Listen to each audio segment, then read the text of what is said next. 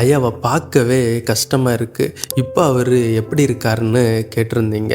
2020 என் கூட வாட்டன் சாட்டமாக வேலை செய்த மசூத் பங்களாதேஷை சேர்ந்த ஒரு முஸ்லீம் சகோதரனுக்கு 2022 பிளட் கேன்சர் வந்துச்சு. அவருக்காக நாங்கள் விசுவாசத்தோடு ஜெபித்தோம். இன்னைக்கு நவம்பர் 2025 அவர் சுகத்தோடும் ஆரோக்கியத்தோடும் ஜீவனோடும் இருக்கிறார். இது எப்படி சாத்தியம்? மனுஷரால் இது கூடாதுதான், தேவனால் எல்லாம் கூடும். ஆமாங்க, நீங்கள் விசுவாசிச்சிங்கன்னா தேவனுடைய மகிமையை காண்பீர்கள்.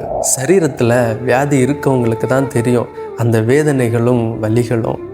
இவ்வளோ நாள் நீங்கள் ஒரு டாக்டரை நம்பிட்டு இருக்கலாம், பரவாயில்லைங்க, நம்முடைய வேதனைகளை அறிகிற ஒரு தேவன் நமக்கு உண்டு. அவர் தான் இயேசு கிறிஸ்து. இந்த நாளில் உங்கள் நம்பிக்கையை ஏசப்பா மேலே வைங்க. விசுவாசத்தோடு அவர்கிட்ட கேளுங்க, ஏசப்பா எனக்கு ஒரு சுகத்தை தாங்கன்னு கேட்டு பாருங்க. அவருடைய தழும்புகளால் நாம் குணமாகிறோம். ஆமென்.